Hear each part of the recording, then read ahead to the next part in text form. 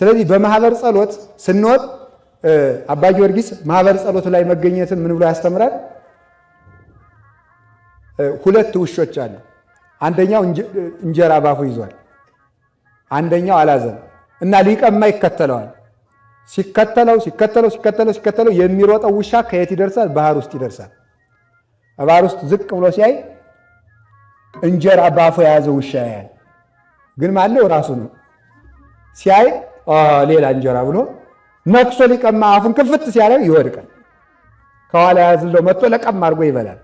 ይሄን በምን ይመስሉታል? ቤተ ክርስቲያን ውስጥ እንደዚህ አይነት ሁለት ውሾችን የመሰሉ ሰዎች አሉ ይላል።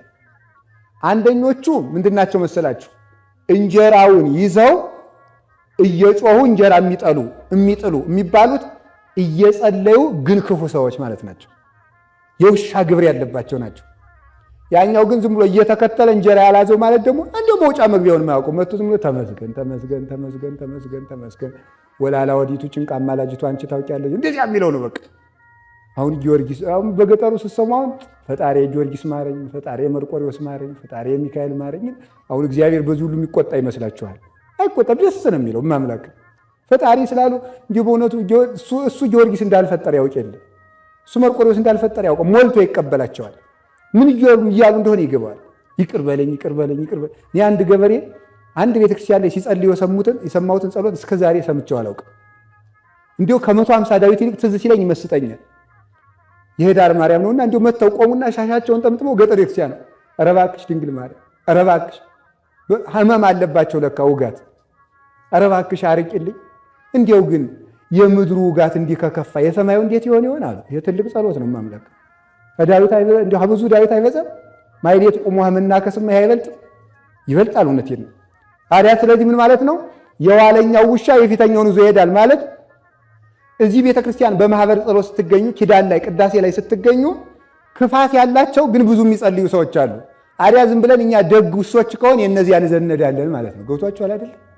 በቃ ስለዚህ ባታውቁበትም ሰዓታት ባታውቁ፣ ቅዳሴ ባታውቁ፣ ማህሌት ባታውቁ፣ ወረብ ባታውቁ፣ ቅኔ ባታውቁ፣ ትርጓሜ ባታውቁ ግን ውሻ ሆነው ነገር ግን ቃሉን የሚሉትን ሰዎች ጸጋውን እኛ ዘነዳለን።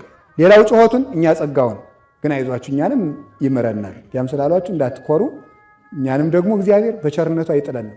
ይጥለን ይመስላችኋል? አቤት ምን አላችሁ?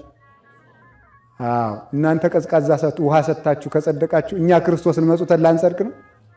እኛ እኮ የምንሰጥ እኮ ክርስቶስን ነው። አውቃችሁ ተላለ አይደለም?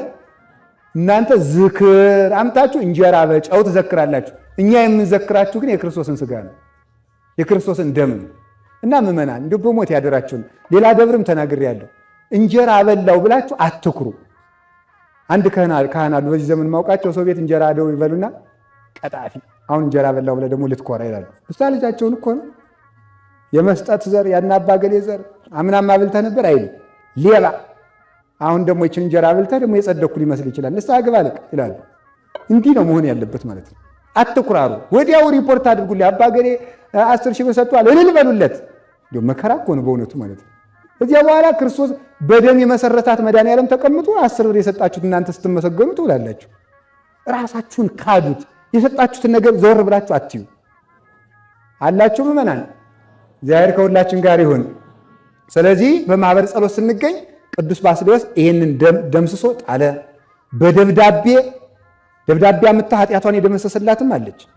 ኃጢአቷን ጽፋ አምጥታ ኃጢአትሽ ይፋቅልሽ በለኝ ብትለው ይፋቅልሽ አላት።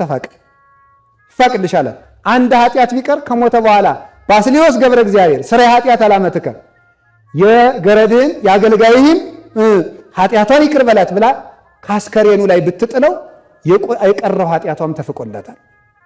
ቅዱስ ባስልዮስ ዘቂሳርያ ትልቅ ደግ አባት ነው በእውነቱ። ከቃሉ ጋር ናችሁ። አጋንንትን የረታቸው ብዙ ታምራትን ያደረገ አባት ነው። በረከቱና ረድኤቱ በሁላችን ላይ ይደርብን። ከተናገረው ትምህርት አንዱ ይሄ የሃይማኖት አበው ላይ ያለው ነው። ምመን በሉ አስማት ተመልከቱ ዘቦሙ ተጠመቅነ በከበርንባቸው በሉ ምመናን የመጨረሻ ትምህርታችን ነው። በከበርንባቸው አስማት በሉ እንጂ እንመን ይላል።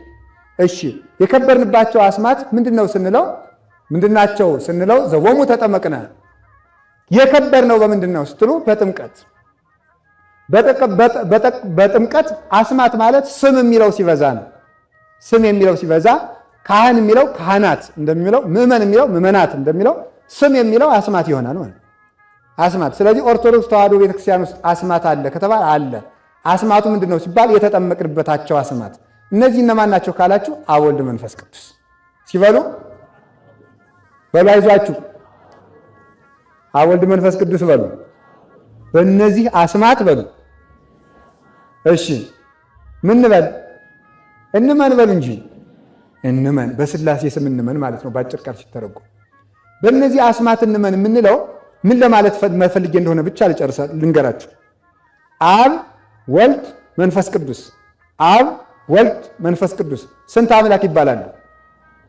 አቤት አንድ አምላክ። ሶስት አካል አንድ አምላክ ስለሆኑ ምን ይባላሉ? እግዚአብሔር ፍቅር ነው። እግዚአብሔር ፍቅር ነው በሉ። ፍቅር ማለት አካል ተለያይቶ አንድ መሆን ማለት ነው። አካላቸው ሶስት ነው፣ መለኮታቸው አንድ ነው ለማለት እግዚአብሔር ፍቅር ነው ይላል። ስለዚህ በስላሴ ስም ማመን ማለት በፍቅር መኖር ማለት ነው። በፍቅር መኖር ነው። ሃይማኖታችሁን የምትገልጡት በዚህ ነው። ስለዚህ በስላሴ ስም ቢጠመቅም በፍቅር የማይኖር ሰው ሃይማኖት የለውም። ማመን አኮ በአጽምዖቱ ዘትጸድቁ አይደል ቅዱስ ጳውሎስ? በመስማት የምትጸድቁ አይምሰላችሁ አላ በገቢሮቱ በመስራት ነው እንጂ ብሎ ተናግሯል። ስለዚህ በስላሴ ስም መሆን ማለት ሰው እግዚአብሔር ፍቅር ነው። እግዚአብሔር ፍቅር ነው ማለት ሶስት አካል አንድ መለኮት ነው። ሰው በእግዚአብሔር አምላክ አምሳል የተፈጠረ ነው። እንግዲያስ የሰው መልኩ ፍቅር ነው። እስኪ የሰው መልኩ ፍቅር ነው በሉ። የሰው መልኩ ምንድን ነው አላችሁ? ፍቅር ነው። ጠብ የዲያብሎስ መልክ ነው። በፍቅር መኖር እሱ ነው። ሌላው ከቃሉ ጋር ናችሁ። አብ ልብ ነው፣ ወልድ ቃል ነው፣ መንፈስ ቅዱስ እስትንፋስ ነው።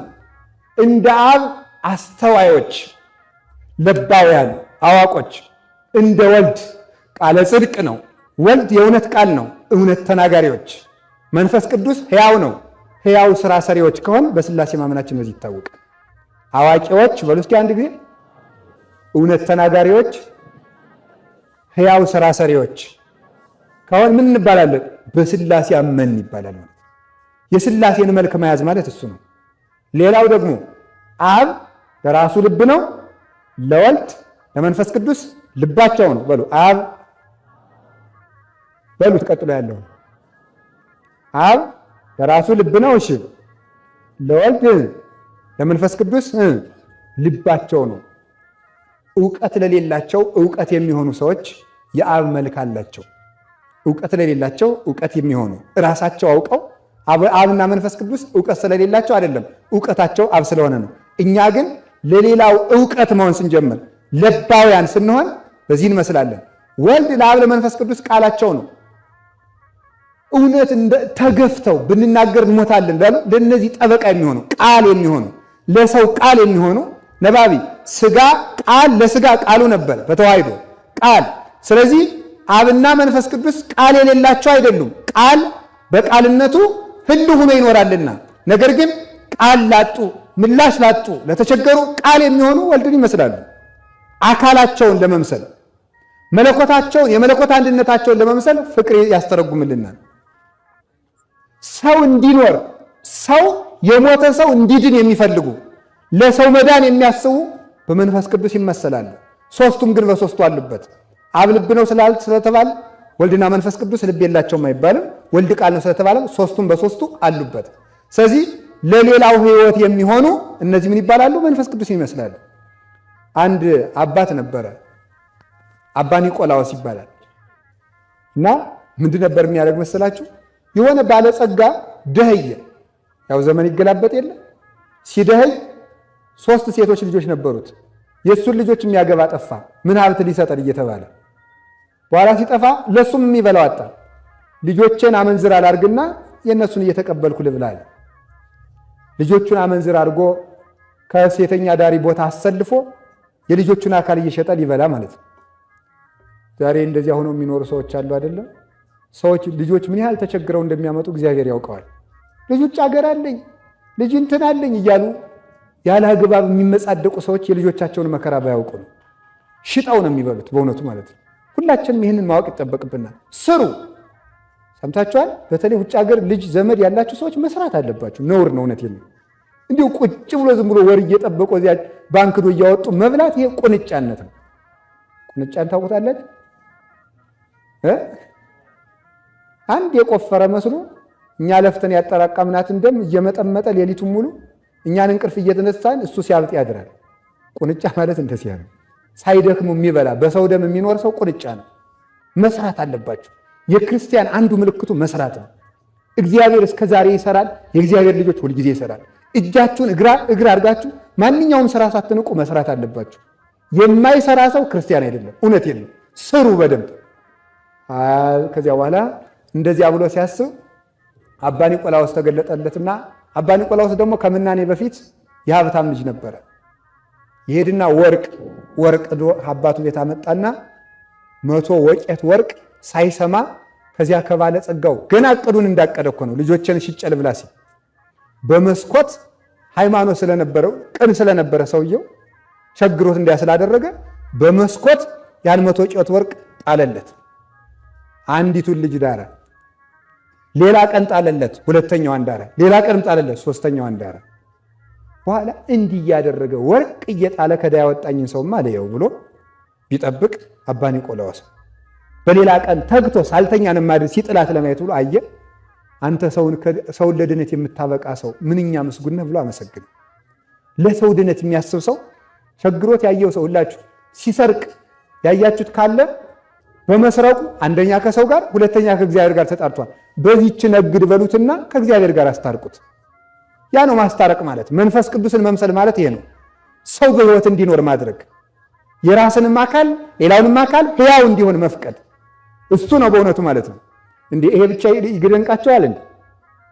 በዝሙት የሚተዳደሩትን ሴቶች እየገባ ከዝሙት ያወጣ የነበረ ሰው ነበረ።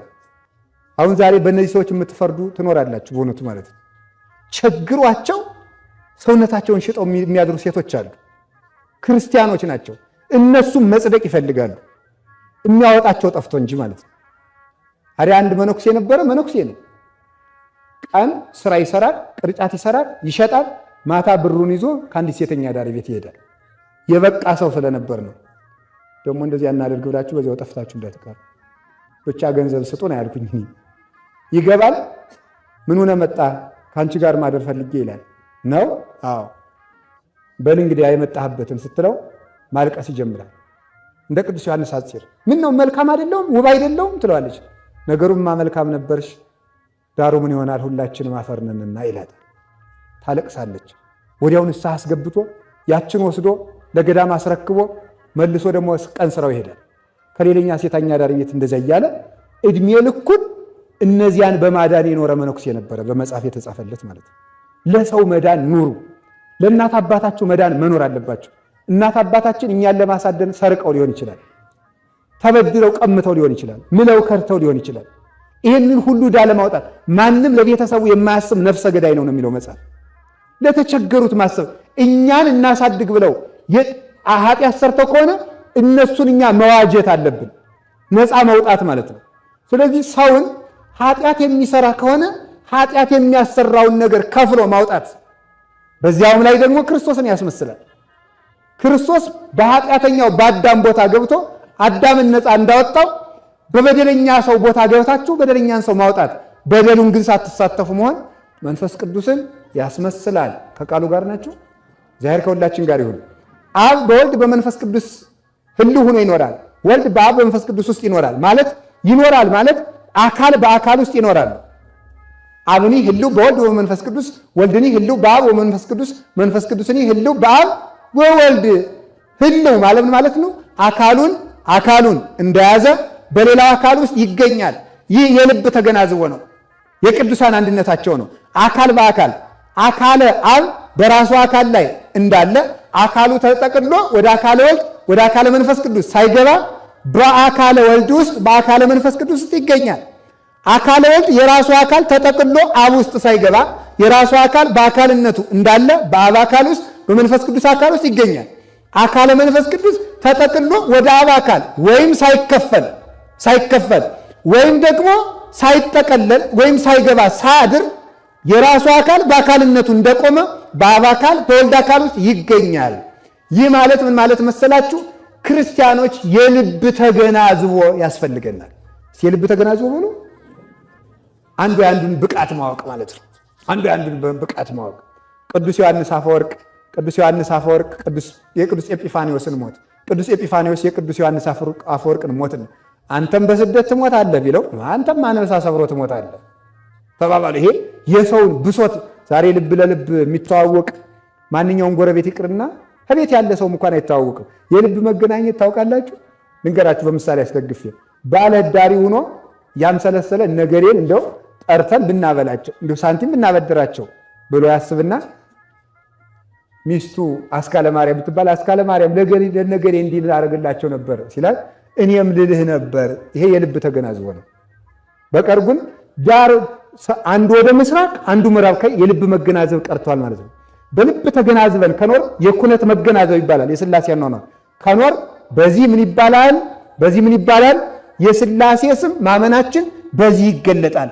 እምነት የሚኖር ነው የሚባለው ለዚህ ነው። ሥላሴ በተዋህዶ ተዋህዶ በሥላሴ የሚባለው እሱ ነው። ከቃሉ ጋር ናቸው።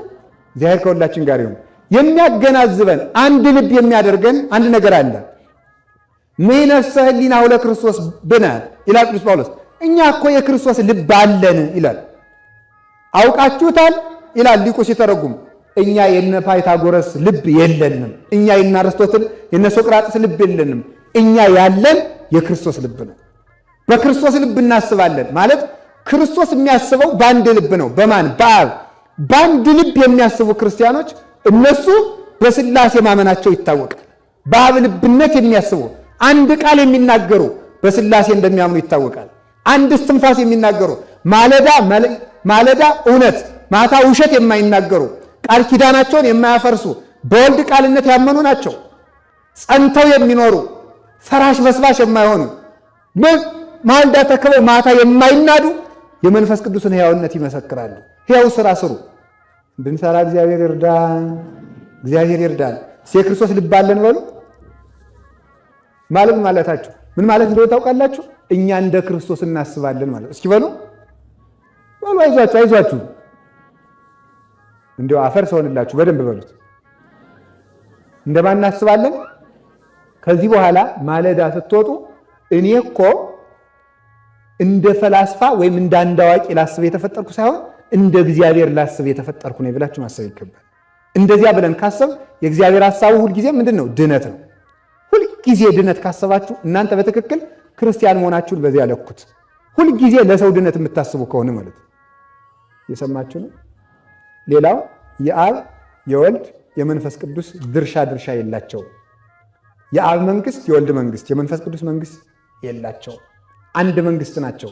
ሳንከፋፈል ከኖርን በሥላሴ ማመናችን እዚህ ይታወቃል። ሳይከፋፈሉ መኖር ማለት ነው። አሁንማ እኮ የቀረን ዓይንና ጆሮን መነጠል ነው። ሌላ የቀረን ነገር የለም። ሌላውን ሁሉ ካፍለን ቤተክርስቲያኒቱን ራሱ ከፍለን ጨርሰናታል፣ እንኳን ሌላውን ማለት ነው። እና መከፈል እናስቡ። እነገሌ ለምን ዘረኛ ይሆናሉ አትብሉ። እናንተ ዘረኛ ከመሆን ተቆጠቡ። እኛ ከተው ነው። ይኸውላችሁ እግዚአብሔር እኮ ዓለምን ለመጠገን 12 ሰው ነው የተጠቀመው። 12 ሐዋርያት። እዚህ 12 ሰው የሆነ አትሆኑ? ስንት ናችሁ እዚህ ያላችሁት? ኧረ ብዙ ነው። እግዚአብሔር ለማዳን እኛ እንበቃለን። ስለ መላ ኢትዮጵያ ለመጨነቅ እዚህ ያለው ሰው ከተቀደሰ ስለዚህ ሰው የእነዚያን አውሬ እየነጠቀ ያወጣዋል እግዚአብሔር። የማይከፋፈሉ ሰዎች እንዲያው አንዳንዶችማ ከሚስታቸው ከባላቸው የሚከፋፈሉ ሰው አሉ አይደለም? እያዋጣችሁ የምትኖርም እኮ አላችሁ። አካውንት በተለያየ ትከፍቱና ባል እንደዚህ ያመጣል፣ ሚስትም እንደዚህ ታመጣለች። ኮስት ሼሪንግ ማለት ነው። እንደዚህ እያደረጉ የሚኖሩ ሰዎች አሉ። እያዋጣችሁ በእውኑ ነው የሚለው። እንዲያውም ቅዱስ ዮሐንስ አፈወርቅ ሲናገር አንተ ሚስት በገንዘብ እንኳን ብትጠረጥር በእውኑ አካሌን ሰጥቼሽ ገንዘብ እደብቅሻለሁ በላት ይላል። አካል በላይ የሚሰጥ የለም። ስለዚህ መከፋፈልን ዘመድም እንኳን በትዳር ሆናችሁ ስትረዱ አትከፋፍሉ። ማለትም ማለት መሰላችሁ ባለፈው ለአንቺ እናት 3000 ብር ረድተናል፣ አሁን ደግሞ ለኔና 3000 አይባልም። በክፍፍልና በመዋጮ አይኖርም። እንደ አንድ ቤተሰብ ነው የሚታሰበው ማለት ነው። ስለዚህ በክፍፍል አለመኖር አንዱ እሱ ነው። ይሄ ማንን ይመስላሉ? አብ ወልድ መንፈስ ቅዱስን ይመስላሉ። ሥላሴ አይመረመሩም፣ ይመረመራሉ ማለት ነው። አይመረመሩም፣ የሚመረመር ባህሪ የላቸውም። ደግሞ የሚታወቅ ባህሪም አላቸው። አብ ወልድ መንፈስ ቅዱስ አንድነታቸው ሦስትነታቸው ይታወቃል። እንዴት አንድ እንደሆኑ ደግሞ አይታወቅም። ክርስቲያን የማይታወቅ አካል አለው፣ የሚታወቅ አካል አለው። አላችሁ የላችሁም? የእግዚአብሔር ቤተሰቦች ክርስቲያን አንድም ሦስትም ነው። ልብነቱን፣ ቃልነቱን፣ እስትንፋስነቱን አስማምቶ መኖር አለበት። አገር መከፋፈል፣ ዘመድ መከፋፈል ይቅርና ራሱ ከመከፋፈል የዳነ ሰው እሱ ንዑድ ክቡር ነው። ነፍሱ ጽድቅ እያሰበች ሥጋ ኃጢአት የሚሰራበት ሰው በተዋሕዶ አላመነም። በተዋሕዶ ማመን ማለት ኦርቶዶክስ ተዋሕዶ ነን ብሎ መመስከር የሚቻለው በሥላሴ ማመን የሚቻለው ቅድም ያልኳችሁን ስንል ነው። በተዋሕዶ አምናለሁ የሚባለው ሥጋና ነፍሱን ያዋሃደ ሰው ነው። ልቡ ሌላ ሥጋው ሌላ ያልሆነበት ሰው እሱ በተዋሕዶ ማመኑ በዚህ ይታወቃል። በአብ በወልድ በመንፈስ ቅዱስ ስም አምነን ለመሞት ያበቃል።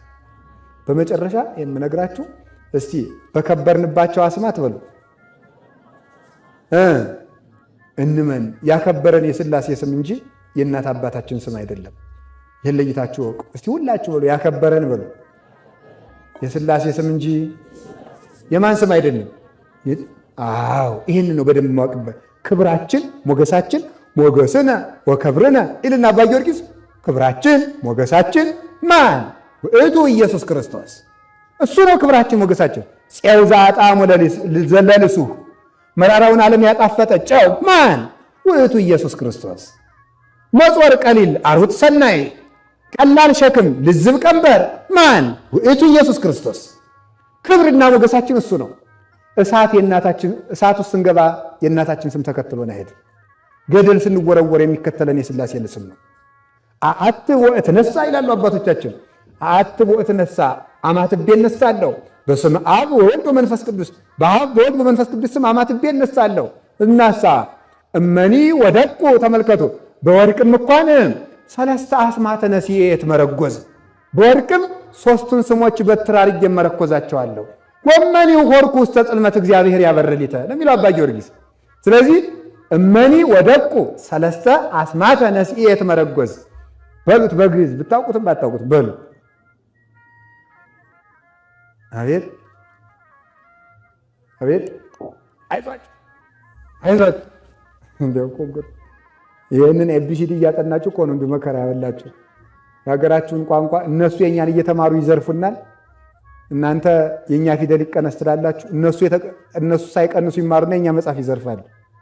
ጊዜ አባክናሉ የምትሉም አላችሁ። ተመስገን ነው ብቻ እግዚአብሔር ከሁሉም ይገላግለን። ፊደላትን ቦታ ተሰጥቷቸዋል። የፊደላችን ቦታ አላቸው። ወደ ሐሳባቸውን እንመለስ። ስለዚህ እመኒ ወደቁ በሉ።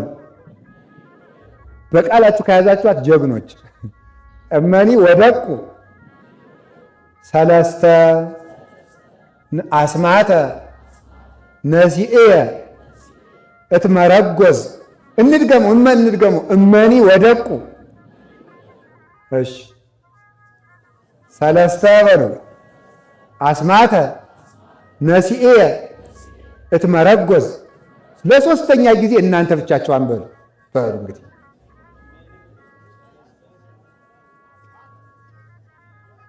ወሬ ሞልቷችሁ እኮ ነው። ቤት ይግባ ትምህርቱ። ሞላ ጽዋው ጎተራው ሞላ። ወሬ ዘረኝነት እንትና ተሾሙ ተሻው ሞላው። ድሪቶ ሞላው። ቤት ይገባል።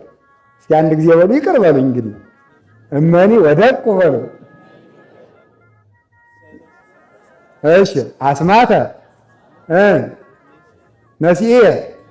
እሺ ለመጨረሻ ጊዜ አንድ ጊዜ እኔ ልበልላችሁና ደግማችኋት በየቀኑ ጧጧ ስትሄዱ እንደዚህ እያላችሁ መኪና ውስጥም ስትሄዱ እንደዚህ ይችበሉ። ነግሬያችኋለሁ እንዳትረሱ። ይችል እመኒ ወደቁ ሰለስተ አስማተ ነሲኤ እትመረጎዝ።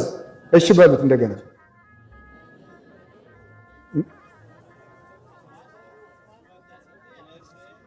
በሉ እንግዲህ ለትትና ነው እንጂ ሊቃውንት ናቸው። ችግር የለም። ወደ ትምህርቱ እንምጣ። ስለዚህ ምን ማለት ሲተረጎም በአማርኛ በወርቅም በሉ ሦስቱን አስማት ይዤ እመረኮዛለሁ። ምኑን እመረኮዛለሁ? ሦስቱን አስማት። የማንን አስማት? የሥላሴን አስማት። ሰማዩን የማዩት በሞት ይዩት። አዩት እስቲ ምሰሶውን አሳዩ። ሳይሉ ለእግዚአብሔር መላ ምድረ ወበቃለ እግዚአብሔር ጸና ሰማያት። የእግዚአብሔር ቸርነት ምድርን ሞላ። የአብ ስሙ ነው። ወበቃለ እግዚአብሔር ጸና ሰማያት፣ የአካላዊ ቃል የወልድ ስሙ ይህን ሰማይ ያለ ምሰሶ አጸናው። በቁሙ ነው። በምስጢሩ ሲተረጎሙ ደግሞ መላእክትን አጸና ይሆናል። ወምስትንፋሰ አፉሁ ሁሉ ኃይሎም፣ በአፉ እስትንፋስ ደግሞ ኃይላተ ሰማይ ሁሉ ጸንተው ቆዩ በመንፈስ ቅዱስ። ስለዚህ ስመ አብ ምድር በምን ላይ የጸናች ናት? በውሃ ላይ። ዘረበቦ ለሰማይ ከመቀመር፣ ሰማይ በምን ገመድ ተወጥሮ ቆመ? በምን ችካል ተቸከልለት? ምን ምሰሶ አቆምንለት? ምን ገመድ ፈተልንለት? ምንም። የወልድ ስም ሰማይን አጸና፣ የአብ ስም ምድርን ሞላ፣ የመንፈስ ቅዱስ ስም ለፍጥረታት ኃይል ሰጠ። መሬት በውሃ ላይ እንድትጸና ያደረጋ ውሃ ነው። ይህን ሁሉ ፍጥረት ያጸና እግዚአብሔር እኛን ለማጽናት አይደክመውም። ስለዚህ የሥላሴን ስም አብዝታችሁ ውደዱት። ከሰይፍም ከጋሻም ይልቅ አብ ወልድ መንፈስ ቅዱስን ውደዷቸው። አብ ወልድ መንፈስ ቅዱስ ይሰምሩ፣ እንደ ወደው የፈጠሩን መክረው የፈጠሩን ዘክረው የፈጠሩን ያነጽሁ ያጸርዩ ይቀድሱ፣ አንጽተው አጥርተው ቀድሰው ንጹሕ ያድርጉን። ከጭቃ ላይ ያለውን ወርቅ እጥብጥብ አድርገው ሰንግለው አጥርተው በሳት ተኩሰው ሰንግለው ለዘውድ እንደሚያበቁት በእግር ከሚረገጠው ጭቃ የነበረው ለዘውድ እንደሚያቀበቁት የአብ የወልድ መንፈስ ቅዱስ ስም ከኃጢአት ጭቃ የተቀበርነውን ሰንግሎ ላይ ከመላእክት ጋር እንድንቆም ያደርገናል። ሥላሴን ስማቸውን ውደዱ። ሥላሴ ተመስገን፣ ሥላሴ ተመስገን፣ ሥላሴ ተመስገን። ምንም እንቅልፋን ብትሆኑ ሌሊት ተነሱና እንዲህ በሉ። እስቲ በሉ፣ አንድ ጊዜ በሉ፣ 3 ጊዜ ሥላሴ ተመስገን በሉ። ድገሙት። ለሰይጣን ከዚህ በላይ ጦር የለው። ቀኑን ሙሉ ዝም ብላችሁ ሥላሴ ተመስገን በሉ። ተመስገን ካላችሁት ዲያብሎስ እንዲህ ሁሉ እያረኩት አይመረውም እንዲህ የሰውዬ ብሎ እኛን ማሰልቸት ካቃተው እሱ ሰልችቶ ይሄዳል። ተመስገን በሉ። እንደ እግዚአብሔር የእናት አማላጅ ስለሰጠን፣ ስጋውን ደግሞ ስለሰጠን፣ መልኩን ስለሰጠን፣ የሰማይ በር ስለከፈተልን፣ በንስሐ ስለሳበን፣ አንድ ልጁን ስለሰጠን ሥላሴ ተመስገን በሉ። ሥላሴ ተመስገን በሉ። ሥላሴ ተመስገን በሉ። ስለዚህ የሥላሴን ስም ታምኑታላችሁ? ሰማይን ማን አጸናው? የሥላሴ ስም በሉ።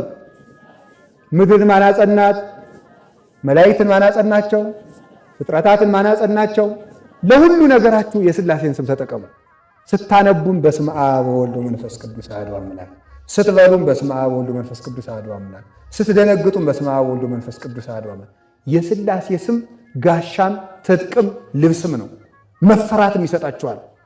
ክርስቲያን የሥላሴን ስም ካመነ ከልቡ ካመነ ታምናላችሁ? አታምኑ? ታምናላችሁ? እውነታችሁን ነው? እስቲ ከቤታችሁ አይጥ ያለባችሁ ሰዎች እጃችሁን አውጡ። አይጥ ጥሩ ነው። አይዟችሁ። የሥላሴ ስም ከጦርነት ነው ከአይጥም ይጠብቃል። አይጥ ይጠብቃል አይጠብቅም? ይኸውላችሁ እምነታችሁን ተለማመዱት። ቢያንስ እስቲ እናንተ አባቶቻችን እሳት አባረሩበት፣ እስቲ እናንተ ቢያንስ አይጥ አባሩበት። ይሁንት የእናንተ እምነት እንዲሁ ምን ሊያደርግ ነው? አይጥ እንኳን የማታባርሩ ጉንዳን እንኳን እናል ሥላሴን ካመናችሁ። ስለዚህ ማለዳ ሥላሴን አብዝታችሁ አመስግኑ። ጧትም ማታም አመስግኑ። ረጋሚዎች አንሁን፣ አመስጋኞች እንሁን። ሥላሴንም አናሰድው። በሥላሴ ስም ካመናችሁ ምንም አይነት ነገር የሚቋቋማችሁ ነገር የለም። መርዝም እንኳን ቢሆን ይሻራል። ጦርነትም ቢሆን ይሻራል። እሳትም ቢሆን ይጠፋል። ተራራም ቢሆን ይፈልሳል። የሥላሴ ስም የማይቻለውን ያስችላል። አሁን እንደምናየው ከሆነ የኢትዮጵያ መከራው የማይቻለው እኔ የምትመስለኝ ኢትዮጵያን ሳያት እጁም እግሩም እጣቱም ሁሉም አካሉን ፈርሶ ምኑን ይዤ ላንሳው የሚባል ሰው ነው የምትመስለኝ። ሁሉም የፈረሰ ሁሉም አካሉ ላይ ፈርሶ የቱን ይዤ ልጎትተው ሁሉም ይፈርሳል የሚባል በዚያም መፍረስ በዚያም መፍረስ በዚያም መፍረስ በዚያም መፍረስ እንደ ሰው አሁን እንደ አፍራሾች እያፈረሱ እያጠናቀቁ ነው። እንደ ሥላሴ ግን ይቻላል። ሥላሴ የፈረሰን የሚሰራ ሳይሆን ያልነበረን የሚያመጣ አምላክ ነው። ስለዚህ የሥላሴ ስም ሰውን ከመላክ ጋር ያስቆጥረዋል። ልብ በሉማ የሰይጣን ተንኮል ሰው በሥላሴ ስም ያልተደረገ ታምር የለም።